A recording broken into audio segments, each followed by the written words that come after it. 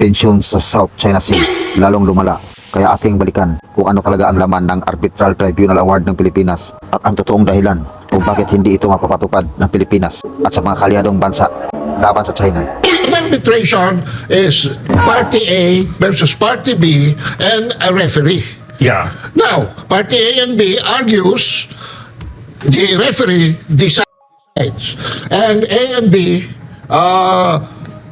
pledges to follow the decision of the referee, and A and B enforces it. However, in this case, China did not participate. Yeah. So sinasabi ko nga dyan, how could there have been an arbitration? An arbitration of only one party and a referee?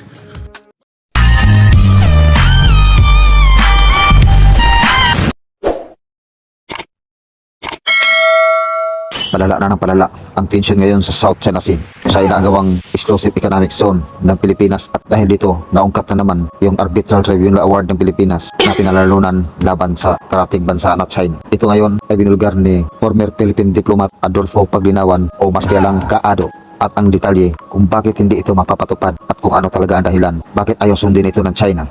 Sa programang 3 PM Pilipinas Muna, hosted by Director Peter Serrano, nagiging one party lang ang represent nito sa tribunal. Walang representative sa China, kundi isang team lang, Pilipinas lang, at sila rin ang namimili ng kanilang mga abogado at mga hurado. Ngayon po, panoorin natin at pakinggan yung paliwanag ni Adolfo Paglinawan or Kaado tungkol sa nangyaring Arbitral Tribunal Award. Pero bago pa natin panoorin ang kanyang video dito sa 3 PM Pilipinas Muna sa SMNI, kung bago pa lang po kayo dito sa ating channel, maaari po lamang mag-like at mag-subscribe para maging updated po kayo sa ating mga susunod na i-upload na mga video. Maraming salamat po. Ito po ay nagsimula sa pera, Okay. sa kayamanan, sa paghahanap ng langis at gas sa Reed Bank. Iiksiyan ko na yung storya. Ang mga aktor dyan ay Forum Energy at saka Philex Mining, na gusto nilang magbungkal ng langis at gas sa Recto Bank o Reed Bank or Recto Reef. Sa usapin na ngayon ay napakalaki na ukol sa pagpuprotekta kung ano ang soberanya ng China. So ang ating intensyon, ang intensyon ng mga negosyante natin was negosyo at para maulit yung madoble yung resources ng Malampaya. Maganda ang intensyon, pero sabi mo nga kanina, pag evil, evil. Yeah. The road to hell is peppered with good intentions. No? So anyway, doon nagsimula yan. At malaki na rin naman ang na-invest ng Salim Group of Companies na yan, Indonesian oligarch yan. Salim Group of Companies. Oo, si Anthony Salim, na headquartered in Hong Kong as the First Pacific Holdings. Yan ay nag-start ng mga 2010, 2011, mga Okay. ganyan. Ang background niyan on a bigger scale was that in 2009, if you remember, Barack Obama announced to the world, kasi nga natatalo na sila sa gera doon sa mga Middle East at kung saan sila may kaguluhan, nakita nila na humihina na ang Europa bilang source ng kayamanan, ng negosyo. So, nagkonsepto si Barack Obama ng tinatawag nating Asian pivot. At ang kanyang naging objective dyan was to move 60% of the armed forces of the United States from where they were all the way to the Asia Pacific. Nakita rin nila, na-project din nila yung straight diagonal upline ng economy ng China, at nakita nila na at some point mauunahan ng US. So, as is usual to the US, lagi silang gumagawa ng gera para magkaroon sila ng economic advantage. That is the usual modus ng United States. No? Kaya lang, ang China naman, wala namang intensyon ng gera yan, wala namang intensyon ng pananakop, basta negosyo lang. Yeah. Negosyo lang, economic development lang. So, against that bigger background, nandito itong oil and gas negotiation na ito, ang napili ni Noynoy Aquino na Secretary of Foreign Affairs was Albert de Rosario. Okay. Ngayon, si Albert de Rosario ay stockholder and in fact, director ng First Pacific Holdings. So, involved siya dyan. Although si Manny Pangilinan lang humaharap, no, sa mga Salim interests, investor dyan, si Albert de Rosario. Naging Secretary of Foreign Affairs natin. So, ang kanilang naging resulta is kung paano nila maibabalik yung buwelo para makaleverage sila uli, para makaposisyon uli sila doon sa langis. And sabi ko nga, as always, when you plan ahead on the wrong side of history, you will end up always with an accident, or with an incident. No? And that incident came by way of the BRP Gregorio del Pilar stopping about 8 Chinese boats dito sa may Scarborough Shoal at binoard nila. And in international law, Peter, when a gray ship boards a civilian ship bearing the flag of another nation, it is an implicit declaration of war against that flag that the civilian ship is carrying. Okay. Nagpang-abot.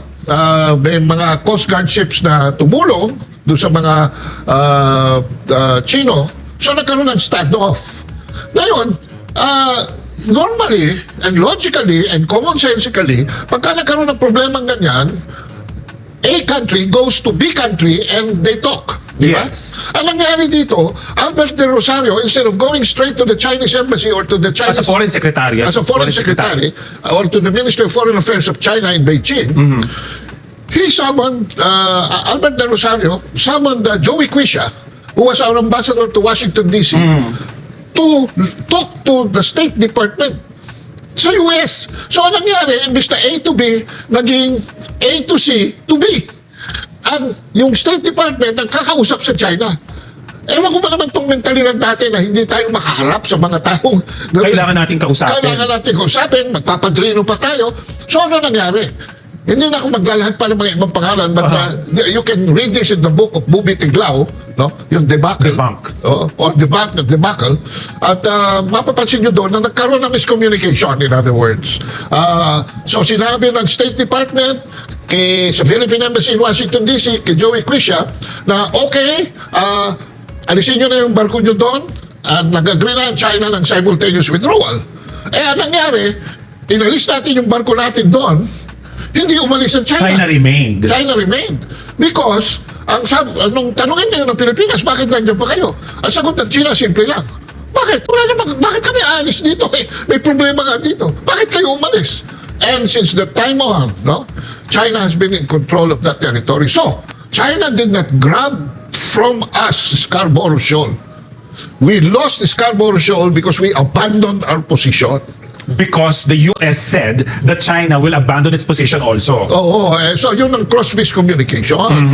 So, in other words, sa sama ng loob nila, pumasok ang mga abogado, pumasok na dyan si Antonio Carpio, itong prophet of legal doom ng sambayan ng Pilipino, at in-advise niya, at iba pang mga abogado gustong kumita, pera na naman, na mag-file tayo ng arbitration.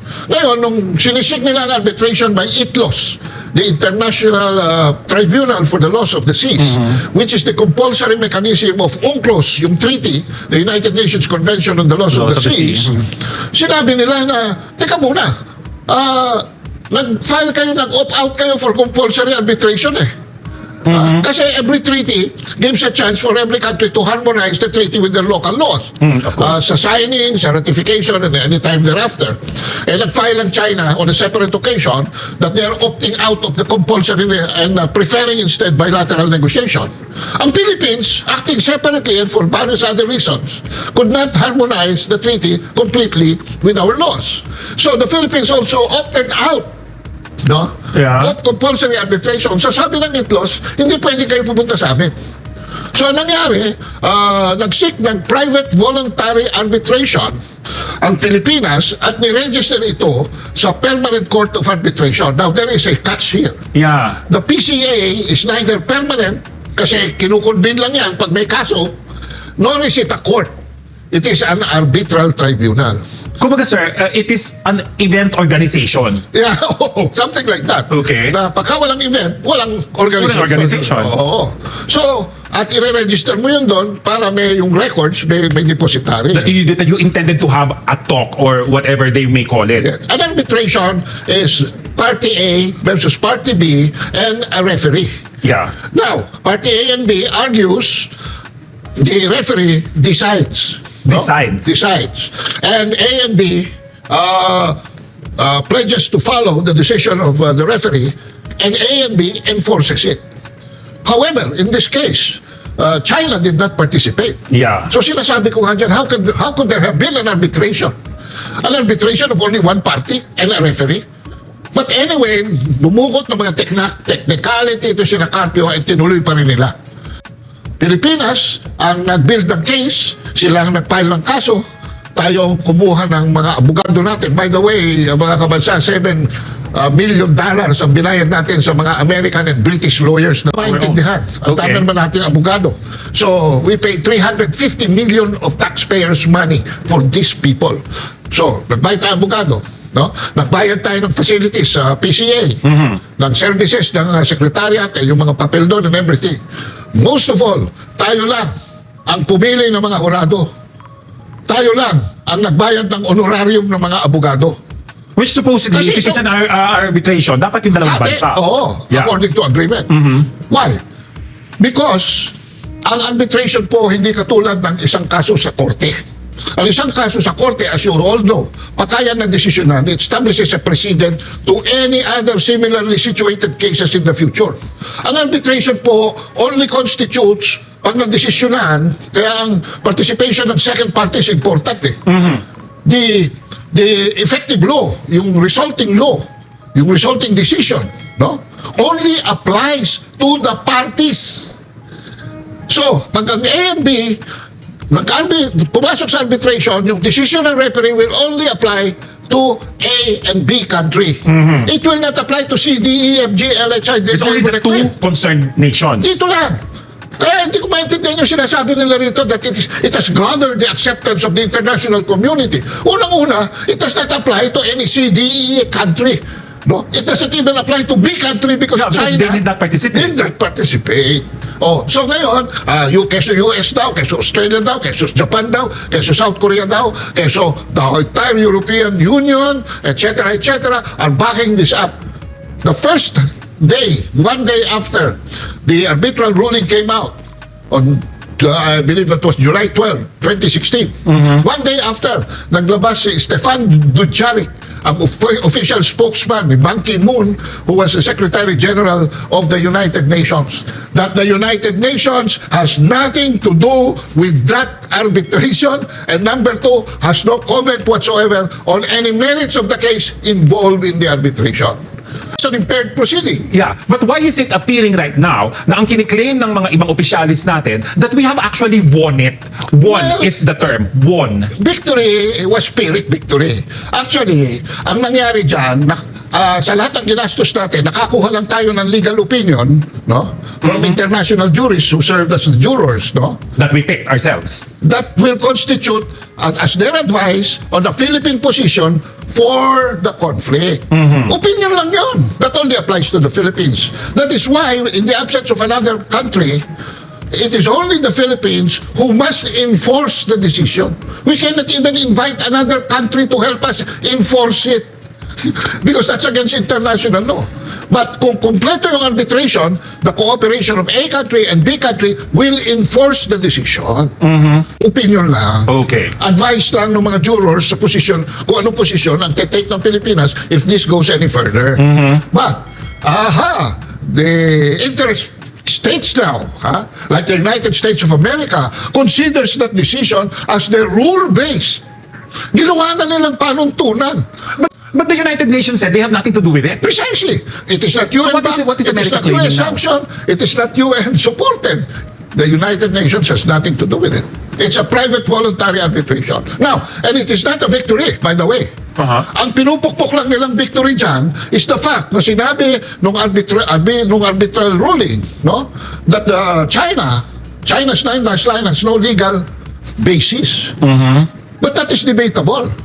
I will agree with that insofar as UNCLOS only is concerned. Remember, UNCLOS is only one treaty that was adopted in 1982 and enforced in 1994. Samantalang China is not even positioning in the South China Sea on the basis of the 9-dash line. Now, the 9-dash line is only a description of what they have earned, of what they have gained through wars and treaties in history, the latest of which was World War II. So they're just stating it. Yeah, kumbaga, what is your territory as per historic claim? So, ito territory namin. But that is not the basis of the claim. Kasi nga, makikita nyo, dated yung line. Why? Because China adopts it.